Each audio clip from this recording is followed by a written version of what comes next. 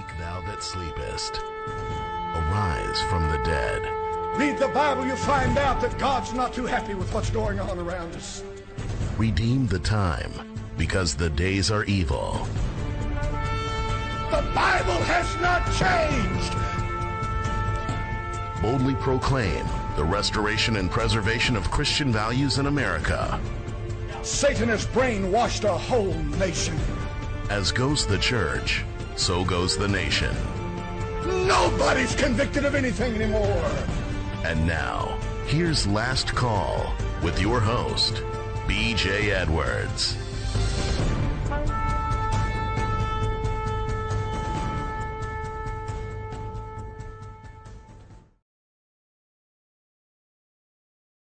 Good morning. No, I'm not B.J. Edwards.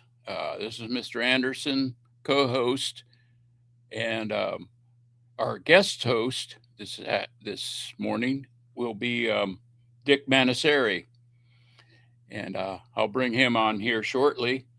After I do some of BJ's work, I'll start out with our disclaimer. You are about to listen to 2 hours of opinion and entertainment supplied by Last Call Radio. We are not doctors, lawyers, politicians, professional journalists, nor do either of us hold a doctorate degree. None of us. Well, I don't know about Dick. You can ask him when he gets on. If he has a doctorate degree, but not that it really matters. That's our opinion, and of course, we only ask that you as an individual and or corporately not take our statements or those that we voice from other personnel, nor do we recommend that you act on them as if they are facts, although they very well might be that facts, but that's just our opinion. You are not required to listen to or to act on or repeat anything that you hear today. That any information or opinion we may present is meant for the good of the order and not by any means intended to harm or threaten anyone. We hope that you learn from it and you get some information, you do your own research, and we do recommend that maybe you act on that if you decide that it is worthy of your attention. And thank you very much for tuning in today. Last weekend of March. We're marching into April next weekend. And man, time does fly, doesn't it? Life is but a vapor, says in the Bible. Goes by quickly. Thank God for the time we have that we can learn and get to know him better so we can spend eternal life with him. That's the ultimate goal, I believe. BJ sent me some headlines to share, and I'll start with that. I'm multitasking here more than I'm used to, so excuse me for being distracted. News from 1984. Headline he shared: Mexico plans to phase out cash at gas stations and toll roads. I didn't know Mexico had toll roads.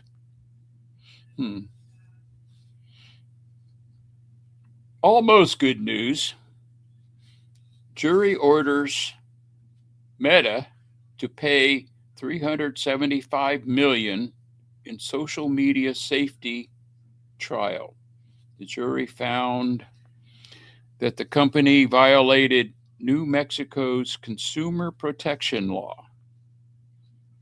I'm not sure what all that means, but I'll read on. A jury in New Mexico on March 24 found that Meta, the parent company of Facebook, Instagram, and WhatsApp, violated a state law by failing to fully disclose risk to children on social media platforms. A lot of problems with kids and social media, but not just kids. I think adults have a hard time handling that as well. Sometimes you really don't know who you're talking to.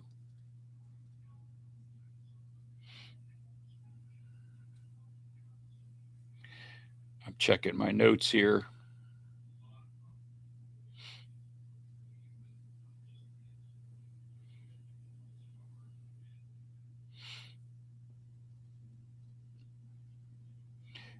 PJ says, too narrow, specific, only state related, a general interpretation. I don't know. That's his comments about that.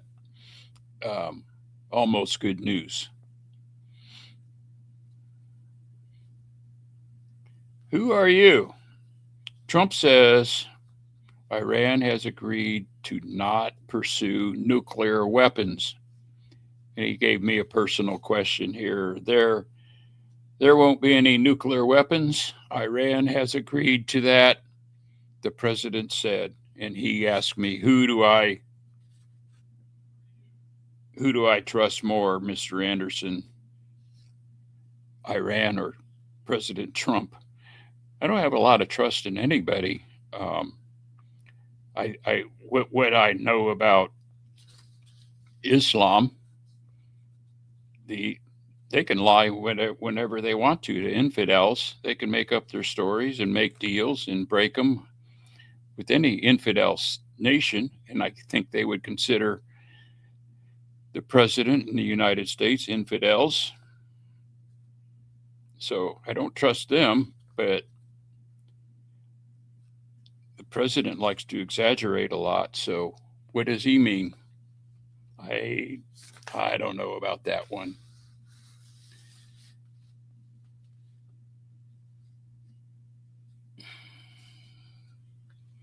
Escalation on all fronts, as Iran says, never requested U.S. energy strike pause.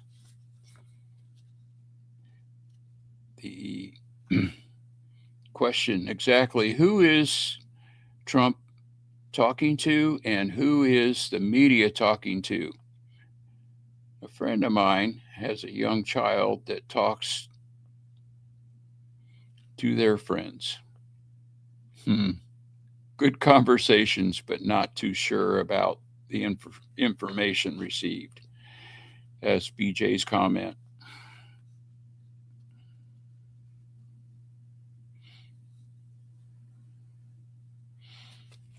In a totally unconnected story, this headline appears. Many 9/11s adding up across America.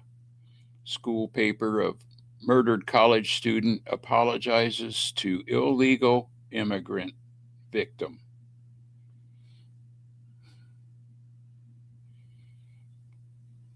So the school newspaper of a murdered college student apologizes to an illegal immigrant, supposedly committed the crime, I suppose. I don't have the full story here, and not to the victim.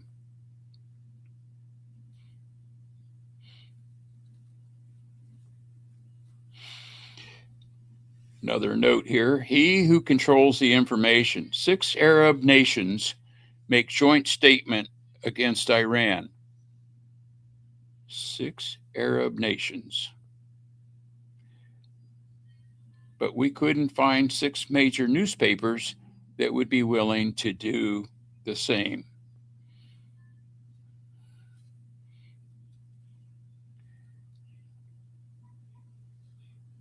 And finally, for some good news,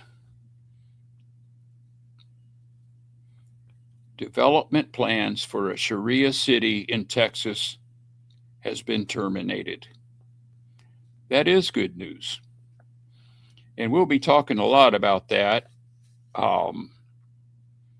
Involvement of Sharia and the attempts of Sharia law being established in different communities. And we have a near expert on the subject that will be with us here in the for the rest of the show, and we'll be discussing the technocracy,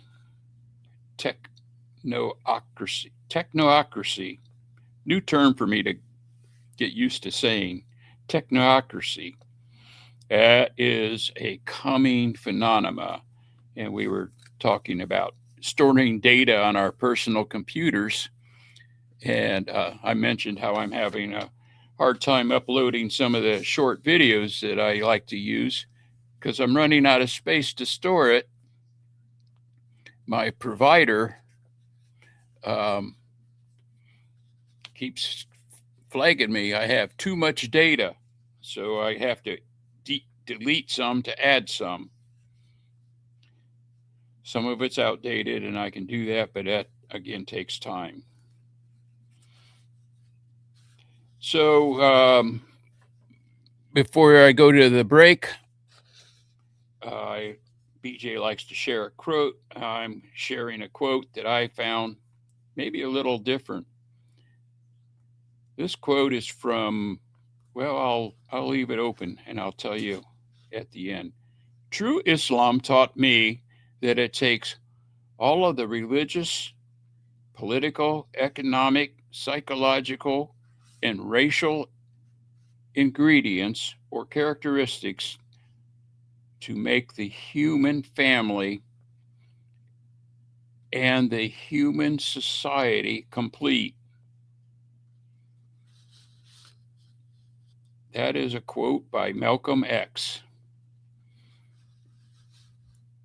I chose that quote because it kind of illustrates that Islam is more than a religion. In fact, it's probably only a religion to hide the fact that it's a social, it's all of those things, a social, economic, political structure that controls a society of people. And I thought that quote illustrated that well. Is it good? Well, we'll find out as we go on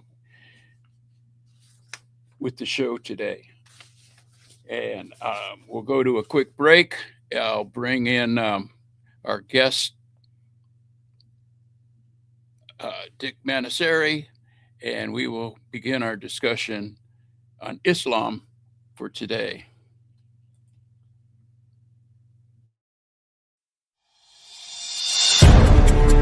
Last Call with BJ Edwards. Real talk about real life.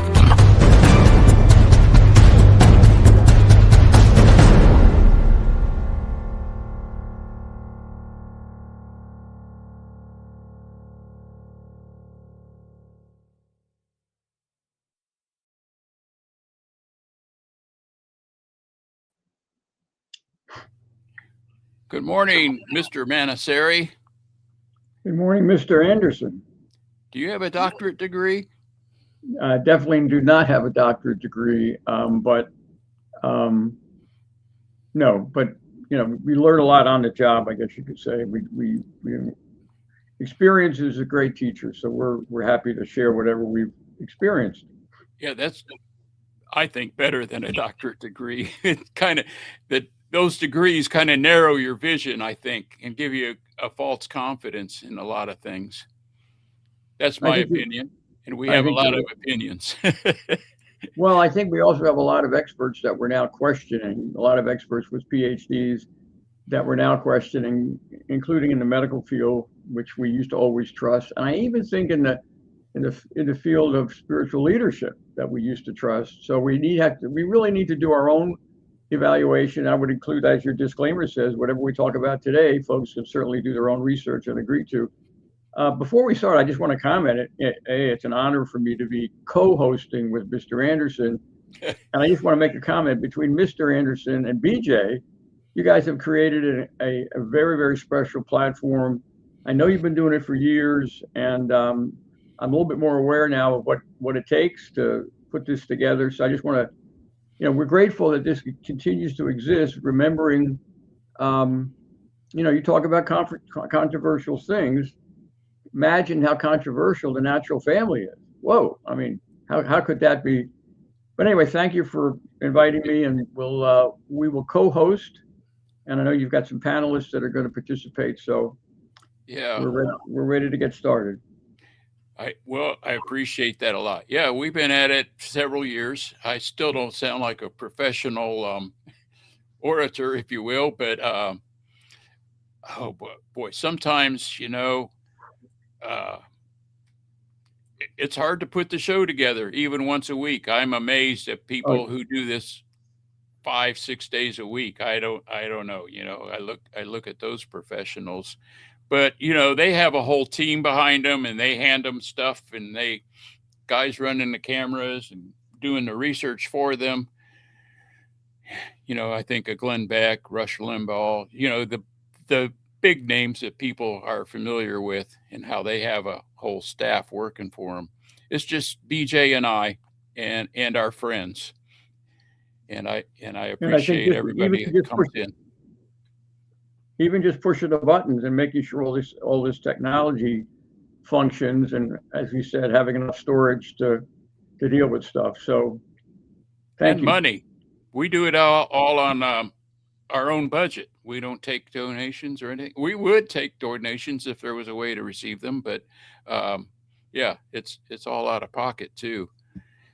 And so that's significant. Yes, we've had a little experience with that. We did a webinar series for 3 or 4 years, and I'm familiar that does not come inexpensively, the software.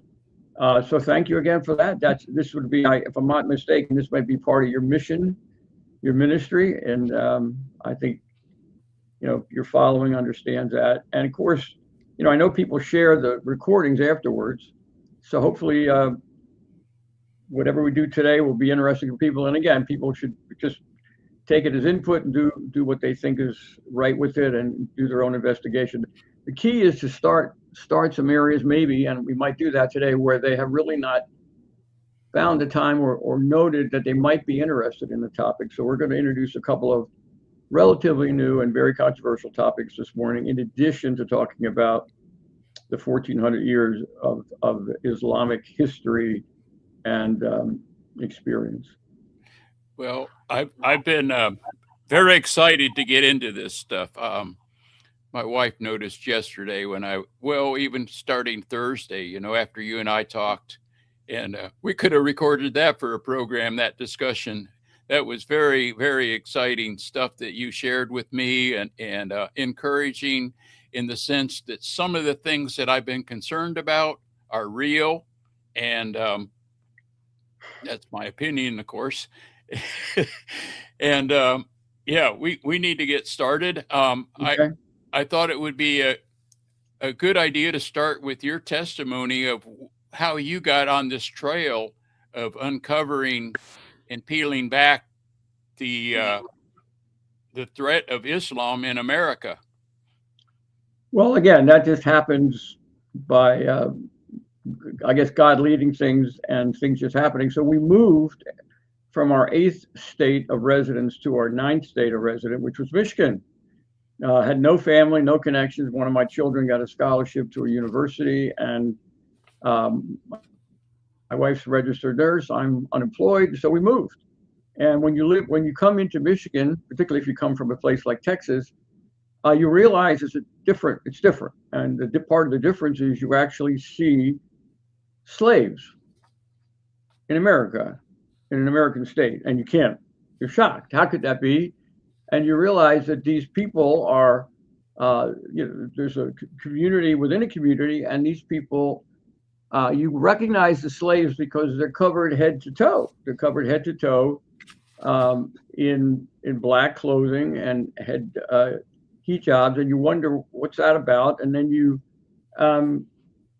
see whole communities where women are on the street fully covered, pushing baby carriages, and you then go to a mall and you realize there's a great mixture of people, but there are women covered in the mall, and oh, by the way, there's got to be a man just a few feet behind them who's either their father or their husband or their guardian or their brother. And so you just are puzzled by that. And as you start to learn more about that, you come in contact with other people who are aware and concerned about that. The concern is, and we're going to talk about that, this is enslavement of human beings who are basically, by definition and practice, property. Every one of those women is a property of one of the male people, dominant male people in her life. And then you realize that it's very likely that she shares a residence with 3 other women who are also enslaved and the wives of the same man. And you shake your head. So when a person is property, let's face it, we have a constitution. The constitution is the law of the land. And so it's striking, you start to learn more about it and you get involved. So then you try to do the research on how did this occur? How do we end up with the community of people who live as a government, as a country within a country? And we figure out all that history, but we also figure out that, hold it, while we were there, there's a whole load of more people coming in who share the same separate government notion and are coming into America at that point. This was around the time of wars in Syria and Iraq. And so we were moving thousands of refugees, quote, refugees that the UN said were refugees, that the United States government, since the 1980s, has been agreeing to take. Typically, the American government agrees to take 1/2 of every refugee collection that the UN identifies. There's a vetting process that is really a sham, we learned, because the vetting process is very detailed, and the State Department will tell you the detail. However, the people coming in from Syria, for example, there's no records, there's no way to evidence their answers to the vetting questions. So they're basically just brought in without effective vetting. You also learn that there are 9 organizations who work with the State Department, and they bring these people in and receive a fee per person. So this is, if you get paid to move people into a new country, that's a trafficking, you could call it, which implies human trafficking, which sounds like a lot of bad stuff. But in any event, they get paid where they retain a definite fee for moving people into the country. They move them into the country. They place them in a place like Michigan. By the way, Michigan at that time was getting 12% of all the Middle Eastern refugees. 98% of the Middle Eastern refugees identified on the State Department paperwork that they were practicing Muslims. They were Muslims. I'm going to interrupt you a little bit because okay, you told me I could do that, and please. You're moving ahead pretty quickly, and that's okay. But when you moved from Texas to Michigan, yes, and you knew very little, if anything, about Islam, is that correct? That's 100% correct. And you observed these behaviors, just like, you showed up and like, what's going on here? And you were alerted. Your antennae went up, and your discernment went up, and said something's going on here. And I also wanted you to also talk about how this observation not only alerted you to the threat of Islam and many other things that as you went on into life, but you began to have an interest in the Bible, is what you were telling me. Well, yeah, and again, I want to go back. This move to Michigan was 2005. At that time, I was already a senior citizen. So all those years that I never knew anything about Islam were like over 7 decades. Yeah, so I'm sorry. I as a senior, I sometimes forget. Give me the what you just threw the ball to me again. I'm sorry. Growing in your faith, opening the Bible and beginning to see. Thank you very much. All right. Well, okay. The truth. Thank you. Very, very important, and thank you. Okay, so I never had a Bible. By the way, I was educated. I don't have a doctorate degree, but I was educated for 4 years in a Jesuit high school. That's a Catholic high school. And for 4 years in a Jesuit college. And so for 8 years, I had daily education classes that I had to pass and get a grade in, which were called theology and philosophy. And I never saw a Bible in any classroom at any time. Amazing. Just want to, that's just background. Well, when I finally found out that there was this enslavement process in America, and I got to meet a few people who were upset about it, one of those people was a Bible pastor and a very intelligent Jewish woman, and we got an opportunity to bring people into Michigan who would come and these were the experts.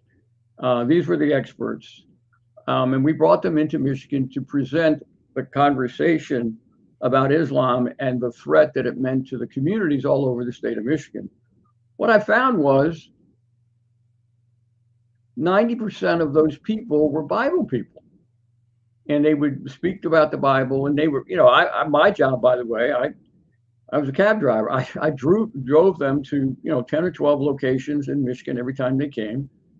And I'm in the car with these people, and we're talking, and I'm learning. And the first person would have been Philip Haney. You may remember Philip Haney. Yes. Philip Haney wrote a book called See Something, Say Nothing. He was a DHS law officers who tracked the entry into America of Muslims who eventually killed people. But what I found out from Philip was that he was a Bible teacher, Bible student. And I went through a series of every single person who had the courage to speak about Islam was a Bible person. So I started attending a Bible study, and eventually a woman in the Bible study gave me her Bible, and eventually Pastor McKay, gave me the questions, and I answered them. And so I accepted Jesus as my Lord and Savior. It's only because of Islam that I found the Bible, and I found the joy of salvation. Without that, I'd still be the way I was. So I want to thank you for mentioning that.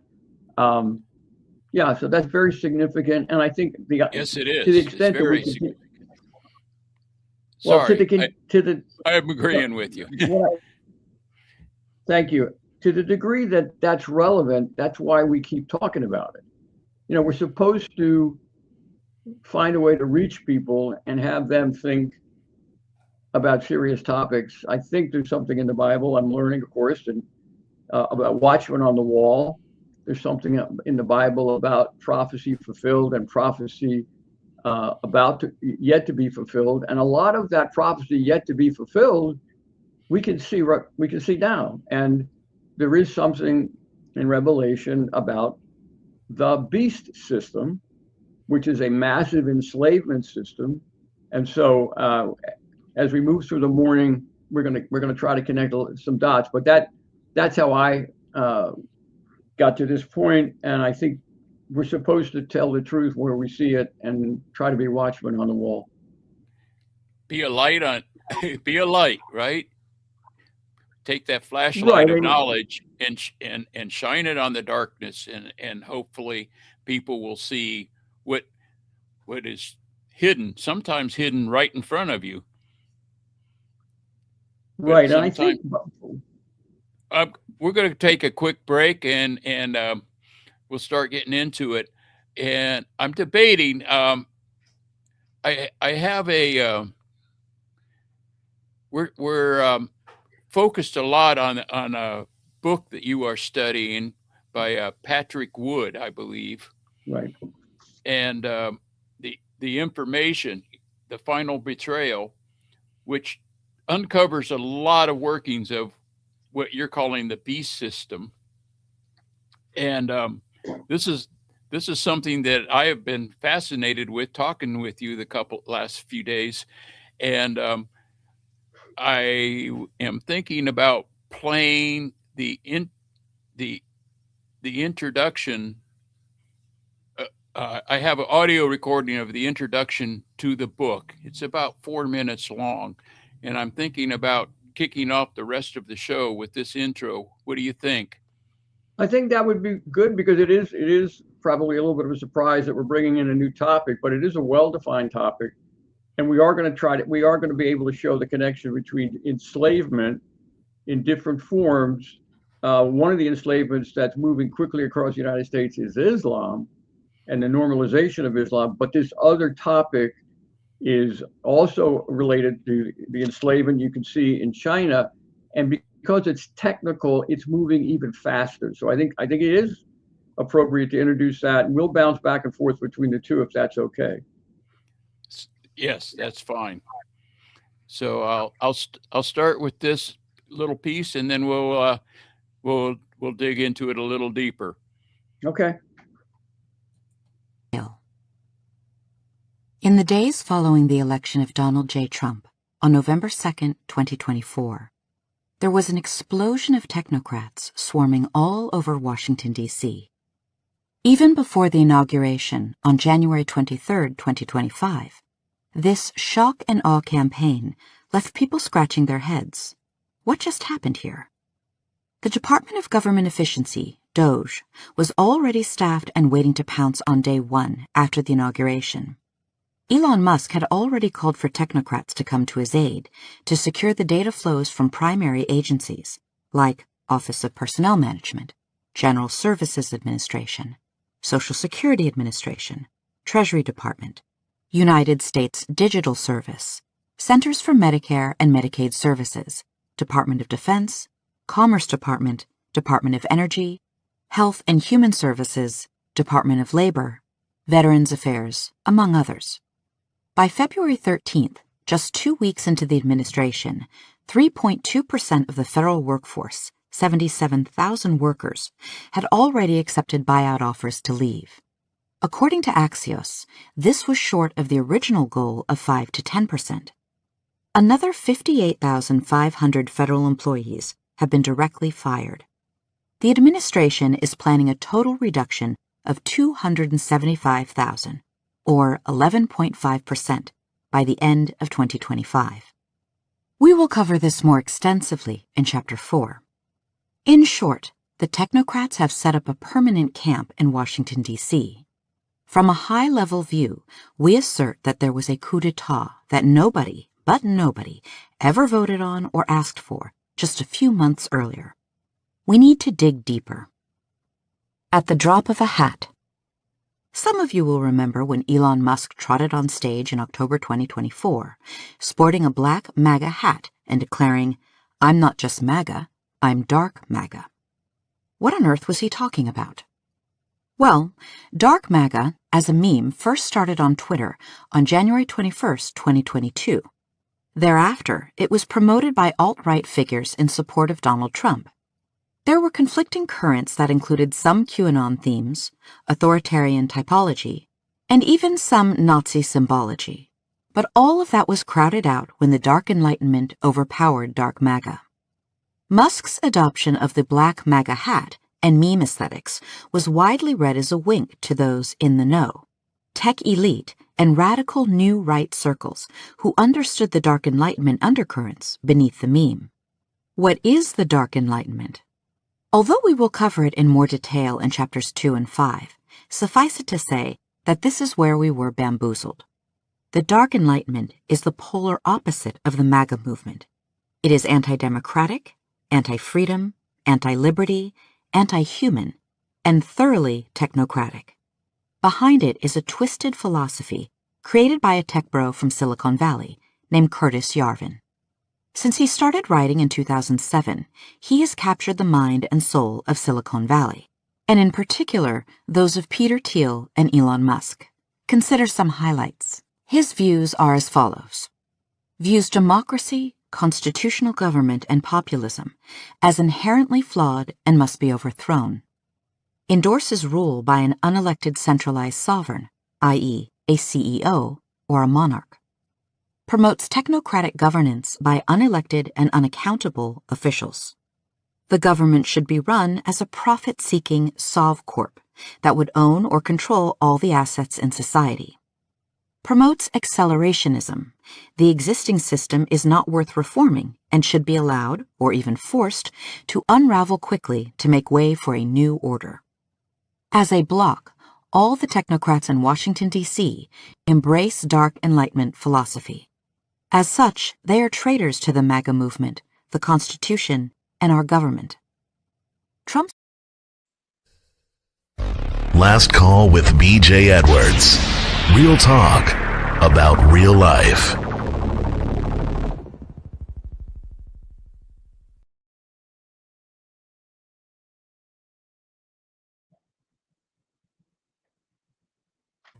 And we're back.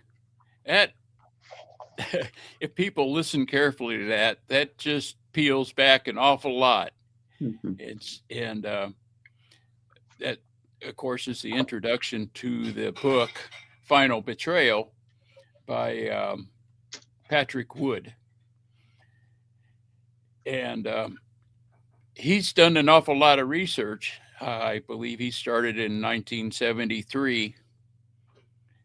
And I don't know all of his history, but he did work for the Trilateral Union,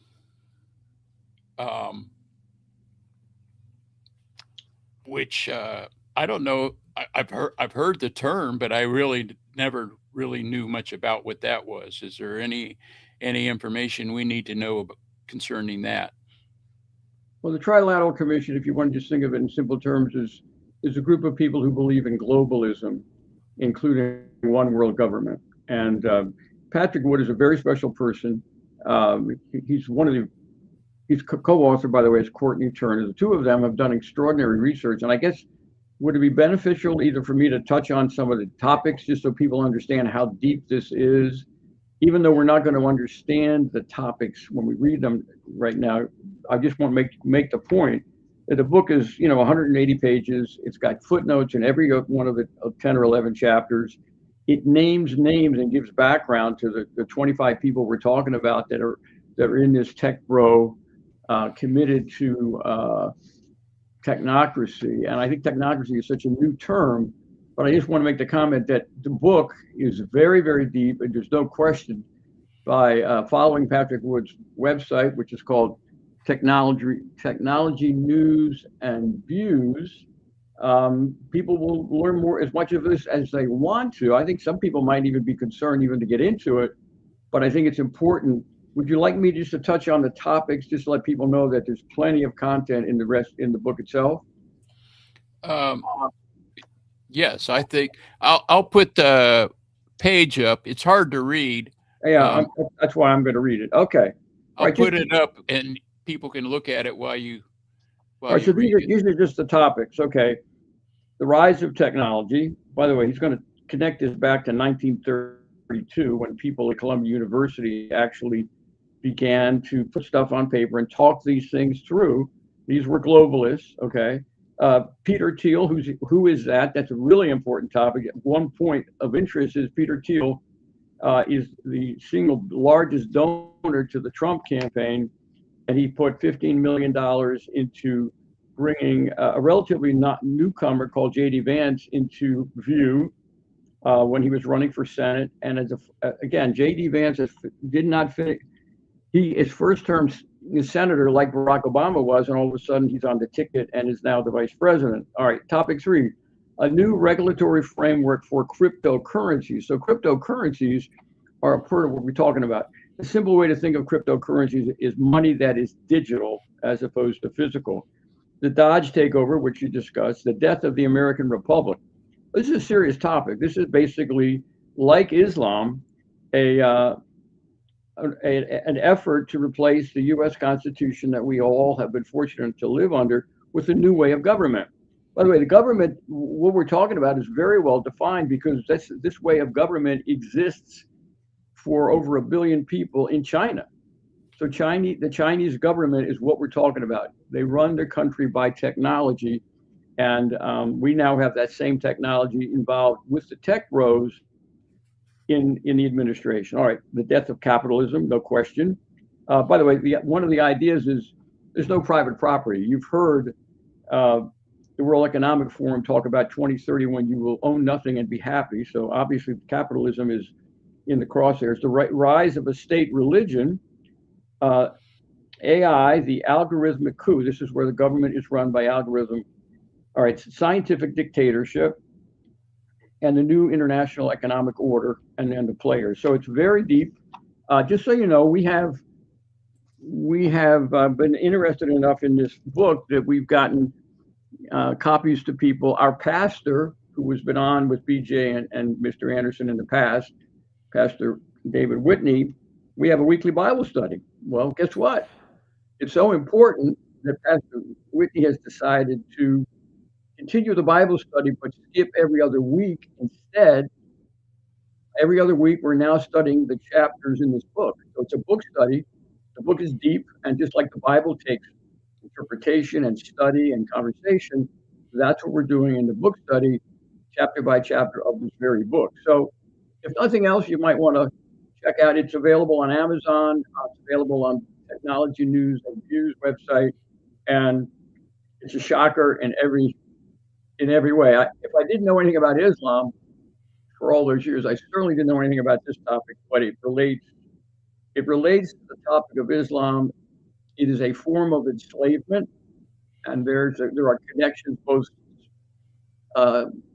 strategically, but even in practical terms, we'll find that there's an association of some of the same principles of Islam, including financial things, with technocracy. So we'll get to some of that, I hope, as we move on. Well, what I found when we were discussing things and just trying to sort out an order of how you present, there's so much. And when I've gone to his website and I looked at his list of topics, and I was going to make a little copy of that list of topics, it's unbelievably long, and a lot of them are very familiar. Some of these concepts, we've been fed this in little pieces through our lifetime, not realizing that it's a deeper plan than we realize. And what I appreciate about the book that you have introduced us to is how it's so well organized. And I haven't read it. I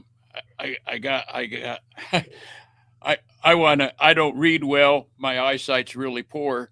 So I want to get the audio version of it and get into it.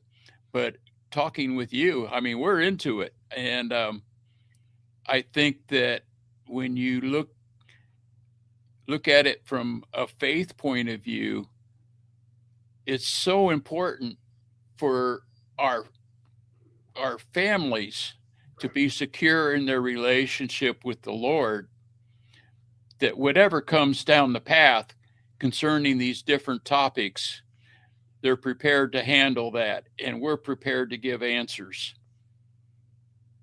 I think that's true. I'll share with you, a lot of times it's difficult to share with your family and your loved ones the things that you've come to believe, particularly when you've lived 70 decades not knowing anything about it. So, for example, the Bible. My own premise is that by understanding this topic and what's going on in the world, and getting a deeper understanding of the 1/4 of the people in the world who live under Islam, and then learning a little bit more about the people that are okay with Islam and collaborate, I think it puts a time clock closer to what's in Revelation. We know there's going to be a number of things occurring. There's going to be 7 years of tribulation. There's going to be a midpoint. There's going to be, the coming of Jesus, etc. Well, if that's just far off in the future, no big deal. But if people begin to understand how this stuff looks today, the convergence of these things, they might start thinking a little bit more about eternity and their own mortality, and then become interested in, anybody ever talk about this? Is there anything predictive about this? And that may interest them in learning more about the Bible. So let's see how that works out. But if the end of the world is 400 years from now, who cares? But if it could be, within our lifetimes, because it's not that far away. So part of this is to see how does this topic make all the other things happening more real. And your point is some mastermind, perhaps a demonic mastermind, and a handful, maybe 2 or 3 dozen people in the whole world have bits and pieces of this whole thing and how it fits together. Who are those people and where are they and what are they doing today? So, for example, let's just jump into it if you want, BJ. There was no reference to artificial intelligence in the entire 2024 campaign. It was never brought up. And yet on January, first day of the inauguration, the tech bros were brought into the White House and a major announcement called Stargate was made, an executive order that says massive amounts of money are going to be poured into the acceleration of AI development, including the construction of data centers. Well, today we know there's 2,500 data centers being built in America. These data centers are by people acquiring farmland and making payments well above the price, convincing people not to grow crops, just sell me your acres, we're going to build a data farm. And that's happening in warp speed, which is a term that we all know what that means. So, by the way, no regulations. We've seen no regulations being introduced into various bills, et cetera. So states are basically set up so if a state gets concerned about what we're talking about, they're not going to be able to regulate. So there's some reason why the tech bros in Washington, with the full support of the administration, is comfortable moving to the top of the priority, the building out of an AI framework. And what we're talking about, I think it's relevant just to give people, this is not a hypothetical. This is the country of China, where 1 billion people wake up every day. All the information about them is known by the government.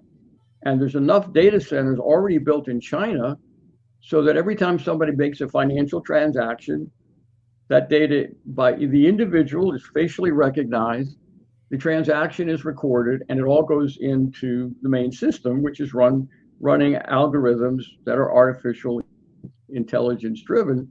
And if the next week the person goes to try to buy that same item, if during the week they've been less compliant with the government, they can't buy it. So it's that detailed. 1 billion people facially recognized and distinguished from each other. And that is, quote, that's the beast system, that's enslavement. That is the system that we're talking about. And just to be specific, the primary inventor, the grandfather of that whole technology is a man named Peter Thiel. Peter Thiel. We got to go to a break here real quick. Okay. And what I would like to do is kind of get back on our outline as item 4, where we describe Islam and what it is, because some of this is going to tie into how Islam is a controlling form. Anyway, I don't want to go into that, but anyway, we'll go to the break. Okay. Define Islam and how it fits into all of this world plan. Okay, thank you. We'll do that. And his rocket company is the only reason we can now send American astronauts into space. Come here. Take over, Elon. Yes, take over.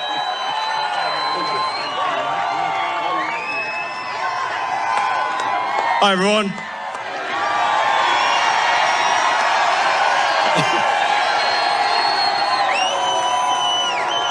As you can see, I'm not just MAGA, I'm dark MAGA. And his rocket company. Keeping you informed. This is Last Call with BJ Edwards.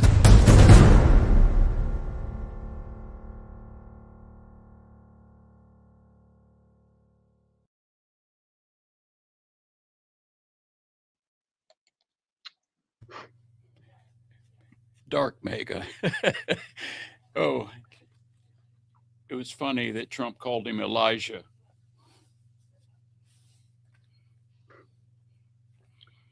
So Islam. PJ, yes. I don't know if there is a definition, but Well, I think the one way to get into Islam is to start talking about who Muhammad was, because obviously there was no Islam before Muhammad, and there's been 1,400 years of Islam since Muhammad. While we get into that, maybe you could put up that one graph we have about the list of Sharia supported criminal behavior. All right, so Muhammad was. I'm not sure. You mean? Well, that one is okay, but it was the one that's right before that one, the one I sent you that came in just above that. Yeah, that one. So we have freedom of religion in America, and people are free to practice that, and that's embedded in the Constitution, and it's part of freedom of speech, etc. And so the First Amendment absolutely protects those religions that you see listed here: Judaism, Christianity, Mormonism, to a certain extent, Islam, etc. Well, the problem is that Islam is only about 15% a religion.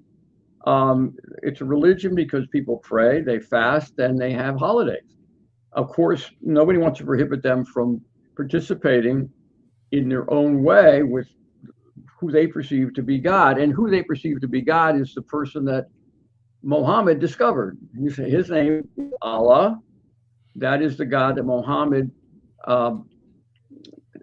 talked about, talked with, and basically, in his mind, having been visited by an angel, etc. So Muhammad was familiar with the Bible. This is at the end of this is like in the late 500s, the beginning of the 600s. Muhammad was aware of the Bible, the Old Testament and the New Testament, and he tried to be basically what we call him a pastor or a preacher, and it didn't go well. So he migrated from Mecca to Medina, and he found that if he associated with the warlords there, he could move right along. He could get a great following because people were afraid of Muhammad and his warlords. So he basically came up with a whole bunch of notions. He claimed to talk to Allah, but if you look, by the way, we're talking about the definitive writings. I'm not saying anything that is not, what I'm saying is written in the literature. The Quran is their Bible.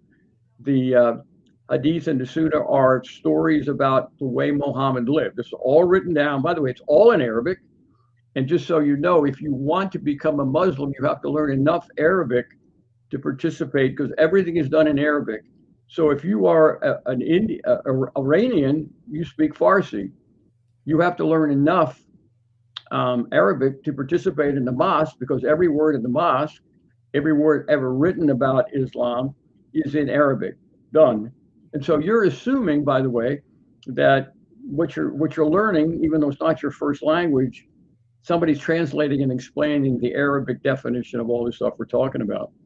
In any event, Muhammad progressed rapidly by threatening people to convert or die. And so the armies of Muhammad in 100 years conquered, think about it, they conquered what we call the Middle East, North Africa, and they were embedded in Spain for hundreds of years. Other militarily driven processes were done later on in other centuries in Europe, Turkey, and up through Central Europe. So that was called the Ottoman Empire. What I'm getting at is it is 15% religion, but 85% political and military. So let's look at the list that Mr. Anderson's got put up there. So part of Islam, well, there is no Islam without Sharia. Sharia is the law. Sharia would be the commandments, if you want to think about them. And Sharia commands people to behave in a certain way. That is exactly the way Muhammad behaved. So Muhammad was violent. He used warlords to get people to commit to his newly defined Islamic way of life, or die. So, for example, these are the things that are sanctioned all over the world, 100% consistently. Over 1 billion people are under the, I'm going to call this an enslavement of the way to live. This is not freedom. So you were encouraged to be violent against women, because again, if you learn nothing else, deal with the fact that every Muslim woman in every country is property. There is no freedom for women. And so consequently, first example here is female genital mutilation. What could be less free than being manipulated? Because, all right, so part of the problem for Muhammad was his sexual fantasies, etc. The perception was women are responsible for a lot of sins from men, and if they are physically cut, they will be less able to get men to behave in a certain way. So basically, female genital mutilation is an absolute part of Sharia. It's not debatable. Polygamy. Muhammad had dozens of wives, like maybe 40 or 50, and so Sharia allows men in all these countries to have 4 wives. Stoning of rape victims. So if a woman is caught in rape, and she's the victim, but in Islam, since men are superior, frequently the women who are raped are stoned because they were raped. Sex traffic, and well, an example of slavery. Typically, when Muhammad won a battle, all the men, there were no prisoners. If you're alive at the end of the battle, you were killed. All the men were killed. All the women were taken as sex slaves. And that's just the way it worked. And that was the absolute terror that Muhammad put into people. So if you're in a village and the village to the east was just destroyed by a Muslim, you are petrified what's going to happen to you. And so that's why village after village fell to the hordes. Pedophilia is there's no question. So, for example, Muhammad married a 6-year-old, consummated the marriage at 9, and it was very common today for girls 9 years old to be married to a 45-year-old man. In fact, one of the scholars, experts that we pay attention to is a former Iranian woman, former Muslim, Annie Cyrus. And Annie, at the age of 13, was a child bride. And I've also, another person we brought, she came to Michigan to talk. We had to get her a bodyguard because she had a fatwa on her head. We could talk about that. If you leave Islam, as Annie did, frequently your father will go to the imam and get a fatwa on your head. And that basically says that any Muslim anywhere in the world who comes across you, including Annie, can kill you with impunity. And when you do that, I mean, think of these as almost as sacraments.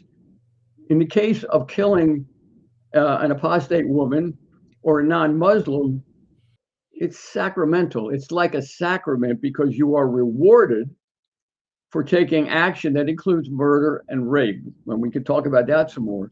Mr. Anderson, can I see the list so I could just go through that? I'll get to the end of it in a minute. Well, I'll bring that up again, but we're at the top of the hour, so we got to take a quick break and okay. And continue on. Okay. Normally, I show a 2-minute warning at this point, but I'm going to skip that and keep going. Okay. Maybe I'll show this 1-minute video here of giving Patrick's background a little interview of him. It's about a minute and a half. All right.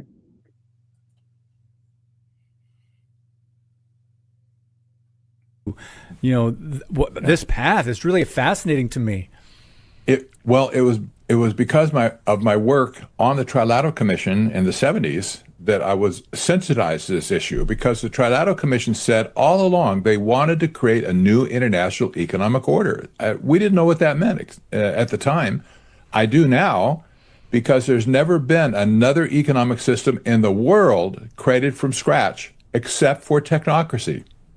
So when the Trilateral Commission talked about that, and we knew something screwy, but we just couldn't figure out what it was. But now when I discovered historic technocracy, it came out of Columbia University, of all the places, in 1932. And it was a resource-based economic system. It was really off the wall in many aspects.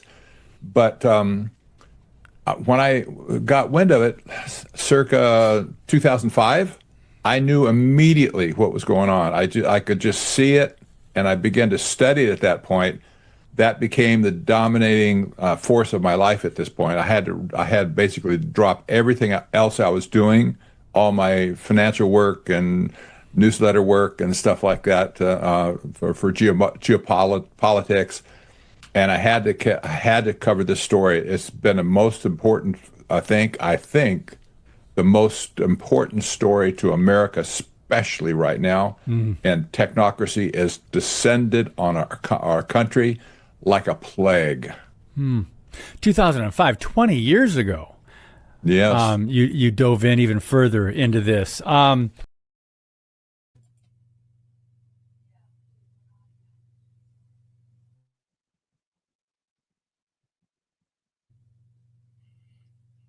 Oh, there's technocracy at work. It's not working well with my. Anyway, I pushed the button and it didn't work. We're back.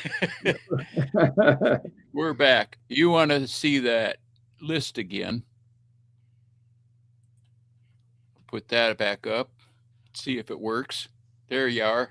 And we'll move through the list quickly because I think it's also possible to add some commentary to what we just saw. So these are things that are okay. They're actually sanctioned. They're more than okay. They're sanctioned. They're promoted. When you go to the mosque, whether you're in Tehran or Lebanon or New York City or Michigan, these are the imams are discussing these things in positive terms. So pedophilia could be, marrying a young girl is one thing, but there's also pedophilia that involves little boys who have not gone through puberty are also fair game for older men. I know that's hard to believe, but that's part of it. People that leave, like Annie Cyrus and another woman that we worked with named Farrah Prudence, if somebody leaves Islam, you were encouraged to kill them, as well as the people that never considered Islam, like you and me and the people listening. If we are invited into Islam and we do not agree to it, it's permissible to kill us. I mean, that's what that, as well as you also are giving charity on a regular basis to the mosque, to the imam, knowing that a fraction of that charity goes to people who perform jihad. Jihad is the murdering of the infidels. And so that's everybody who puts money into the charities of Islam is contributing to rifles and bombs and suicide bombers. Violent jihad, we just talked about. And the last one is really subtle: subversion. Sharia says, and every imam in the country says that Sharia should be, this way of living should be the law of the land. It supersedes the Constitution of the United States. Well, if we think about it, that's called subversion. I don't remember ever hearing a trial about subversion, even though we have 4,000 mosques in America where it is actively discussed that the goal of the Islamic community, subtly, initially, and aggressively, ultimately, is to replace the U.S. Constitution with Sharia law. And we're hearing more about that, but that is a fundamental part of what Muslims are taught. And I want to make a comment in the Middle East, because people like our friends Philip Haney and Annie Cyrus, there are Muslims who are completely adherent to Sharia, and there's some reluctant followers. But in America, there's a more consistent association and commitment to Sharia because people are committed to the mosques. If you come to America and you don't speak English, and you were brought into a community, the people that bring you in connect you to welfare payments, but they also connect you to the mosque.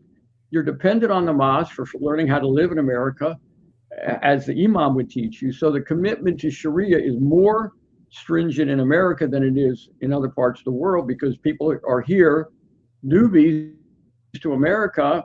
Their guidance in every way, including how to live their lives, including behavior, even though it's criminal, this is what they're being fed in the mosque, and they're more committed to Sharia than they might even be in the Middle East. So Wow. Caught me off guard here. Do you want me to make a couple of comments about the video that you showed?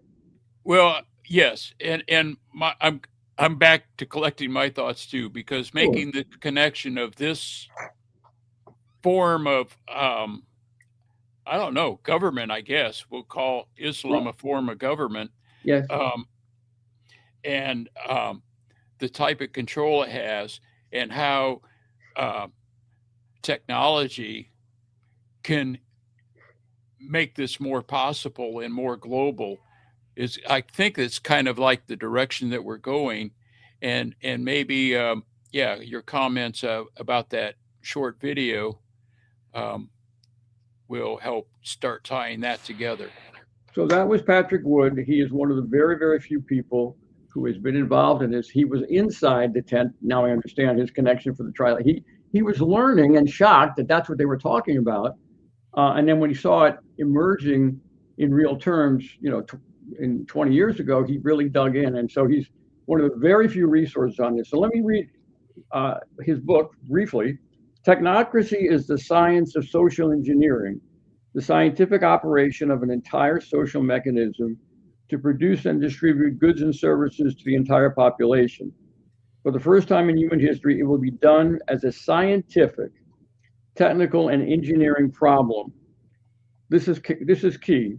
And again, there will be no place for politicians, for politics, for finance or financiers, racketeers.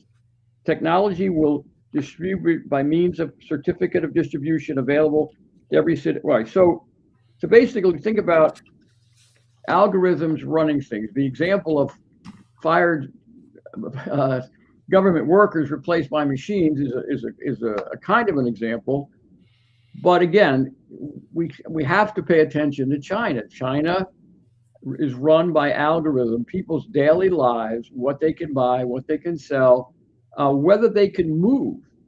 Can they move more than a certain distance from where they live? And again, we've heard about 15-minute cities from the World Economic Forum. Well, I mean, if you want people, it's not just building 15-minute cities where everything you need is there. It's also keeping you in that location.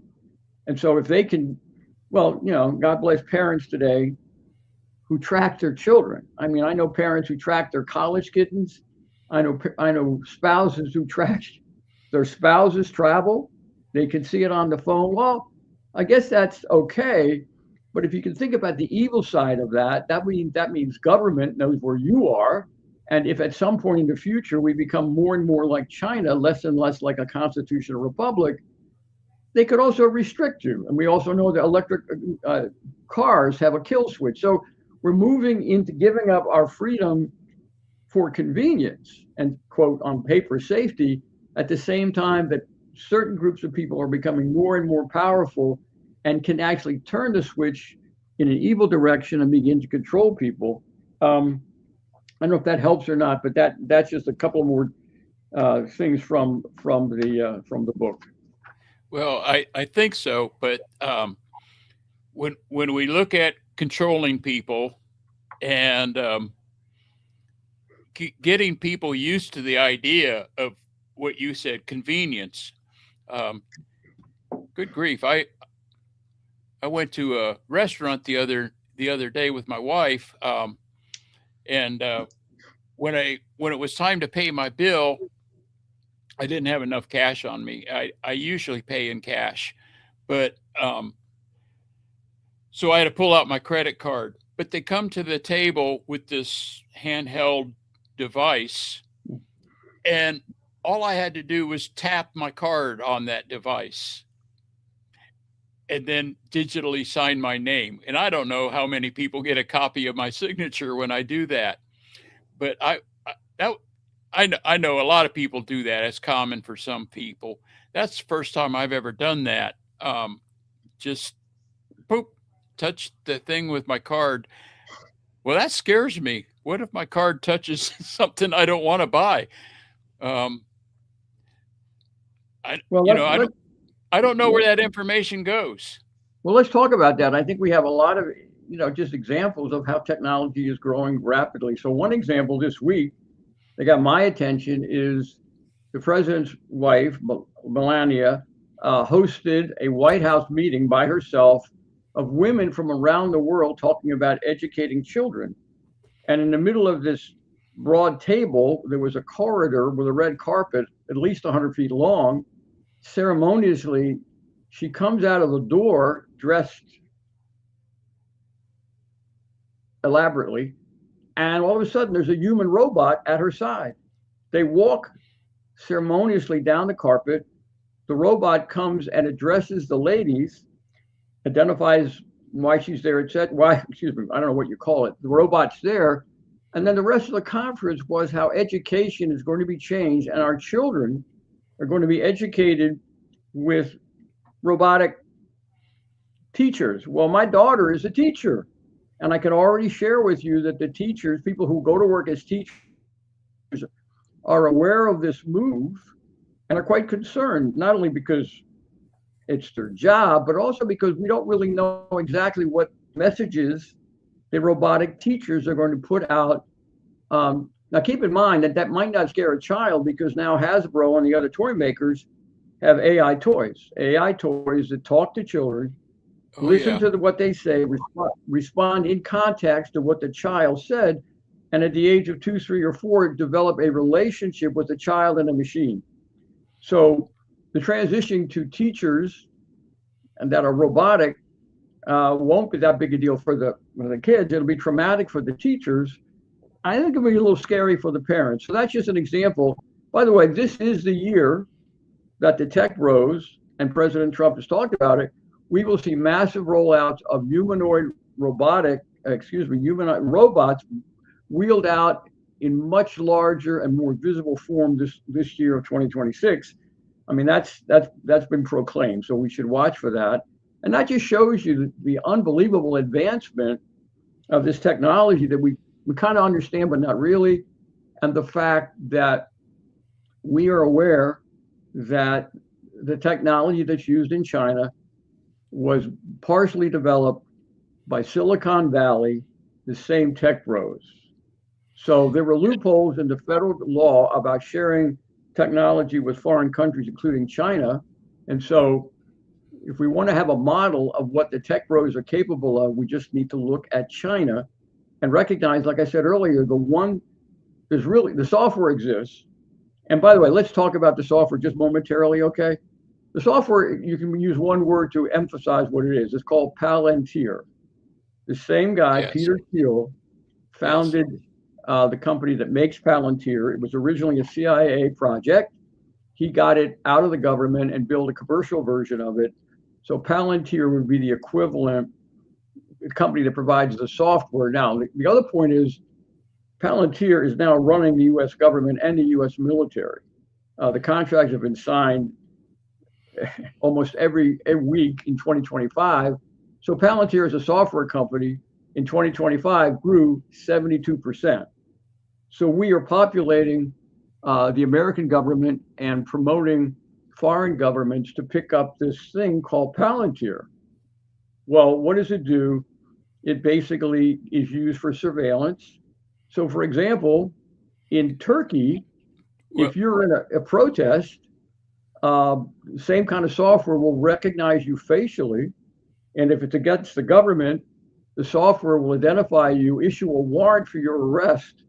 And there's probably no trial. There are at least 100 people who are in prison today in Turkey because they participated in a protest against the government and were recognized by the equivalent of this Palantir software. So it was picked up like that. And one of the people that was in the White House office on the 20th of January when Trump had all these billionaires and technocrats gathered in, Larry Ellison spoke out saying that, we'll have cameras everywhere and people will behave because they know they're being watched. It's like, this is the extent that these guys are thinking. They'll have a camera on everybody. 1984, I mean, it's like, okay, your TV will be your monitor.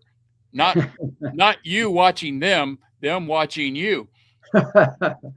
Well, we have, it's crazy out there. We got to go to a break, and then we'll come back and we'll get into this a little more. And we'll connect it to Islam.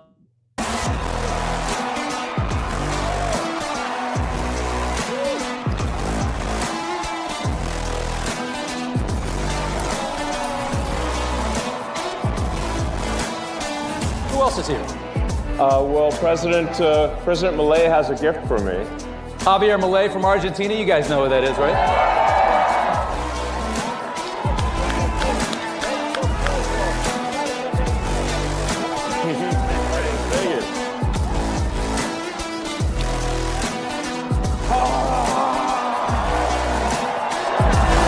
This is the chainsaw for bureaucracy.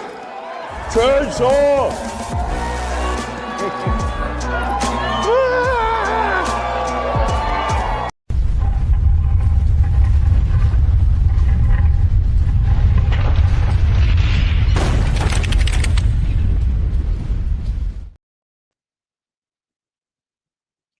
Wow. Wow. I don't know how many people saw that display. That always bothered me ever since I saw that. I'm like, this is the richest man in the world.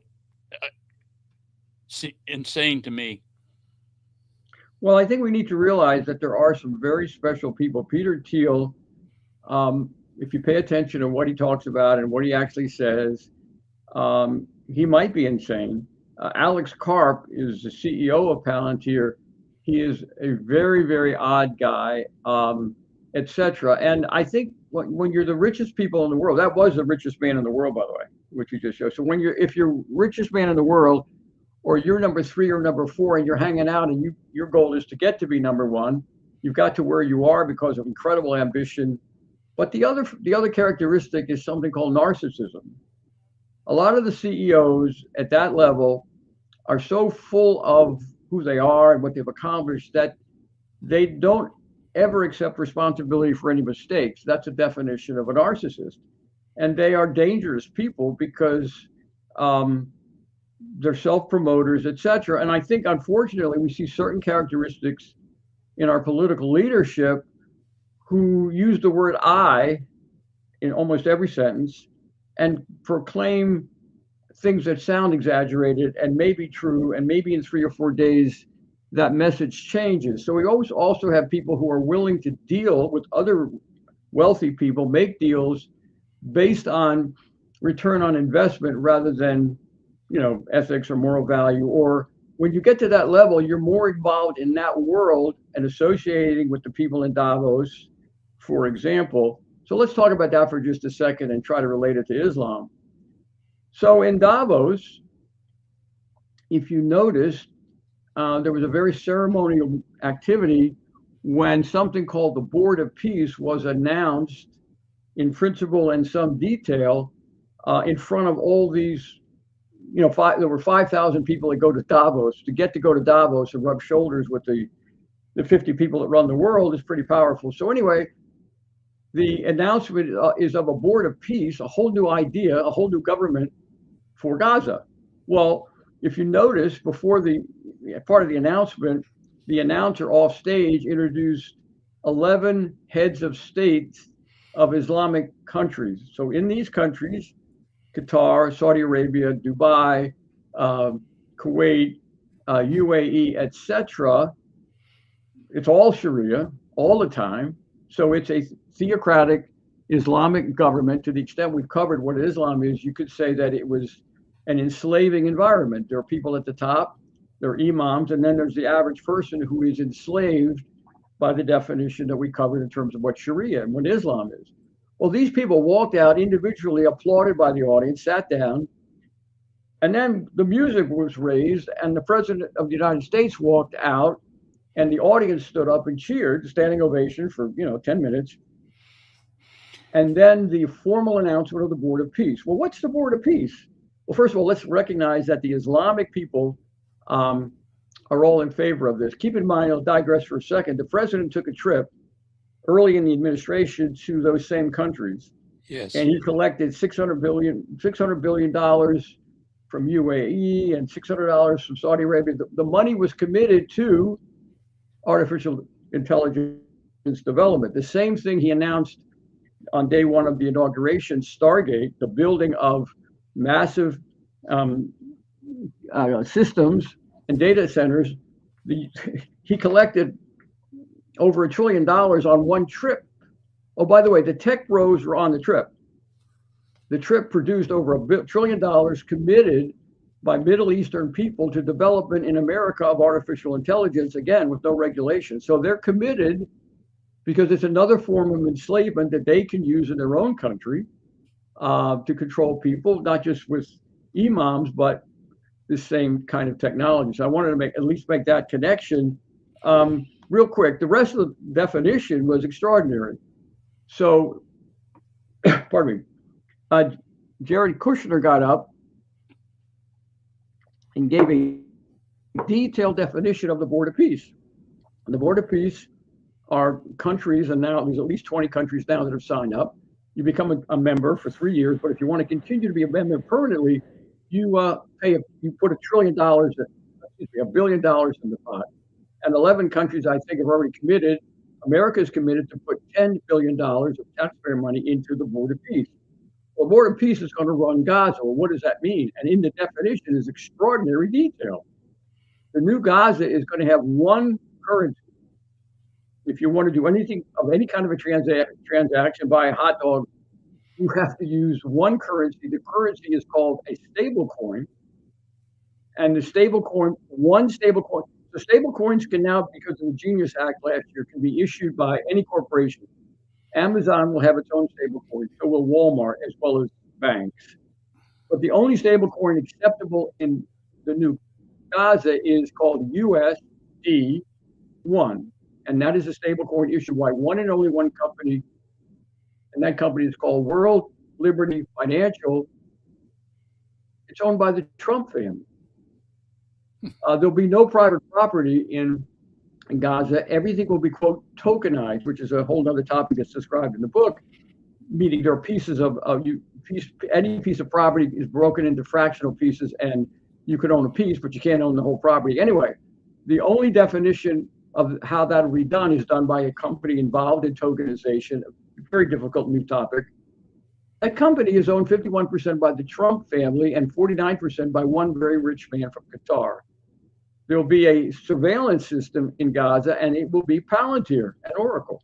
And you go down the list. What I'm trying to get to here is, as Mr. Anderson said, it's very, very complicated what's been defined and what the plans are, and we're just scratching the surface. So somehow there will be a technocracy in place, I would say in the next 2 to 3 years, in a rebuilt Gaza. And there is a technocracy in China, and the same people who are building this and making gobs and gobs of money are inside the US government. We call them the tech bros. It's the people we've been talking about. So the Islamic connection is very powerful, and it's very easy for Islamic countries and Islamic people in places like America to be comfortable with technocracy because it fits their way of living, including their finance, their way of doing finance, which we don't have time to get into, but it's really, and all of that's in the book. So I'm going to show a quick clip about, maybe you remember seeing this a while back. Trump put this out himself on Truth Social. Truth Social, yeah.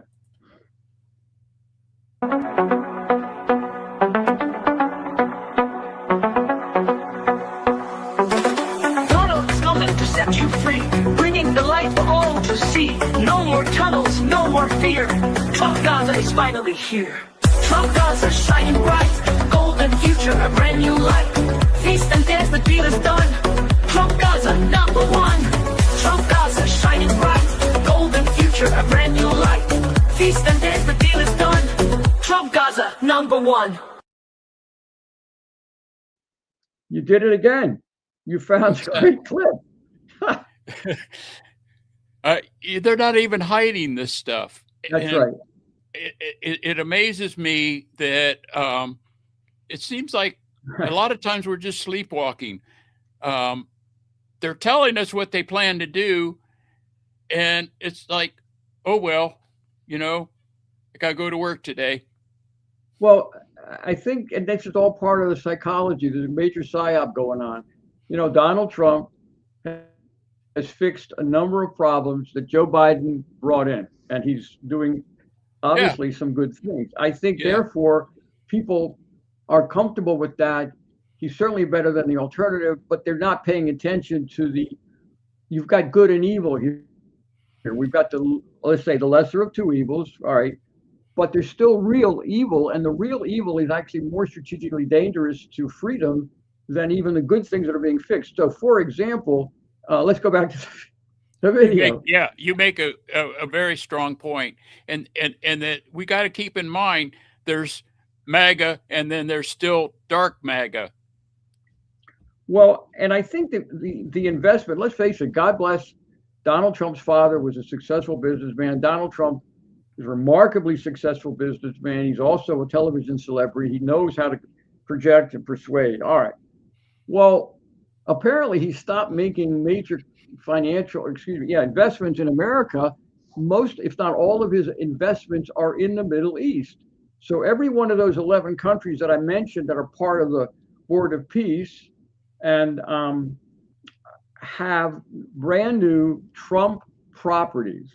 So the Trump golf course in Qatar, Saudi Arabia, UAE, and the Trump hotels in Kuwait and Bahrain, etc. These are massively important investments. And it's also kind of a symbol.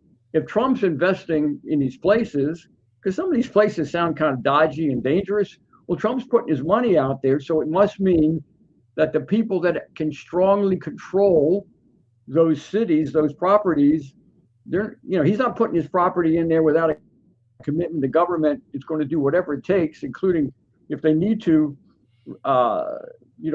surveil all their people. And anyway, so the whole idea that Trump is financially invested in the Middle East, is financially invested in the Trump administration and the technocracy move, it's a pretty powerful message.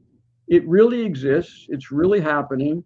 Again, these are very astute, not necessarily moral, astute business people.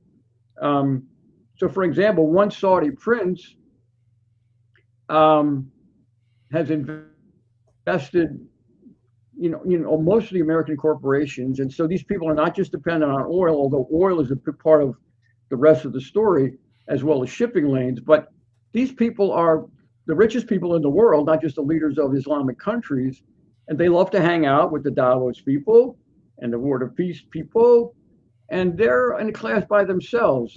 Their people are not citizens. Their people are serfs, as in the feudal system where there was a prince who owned everything, and there were serfs who made the property work.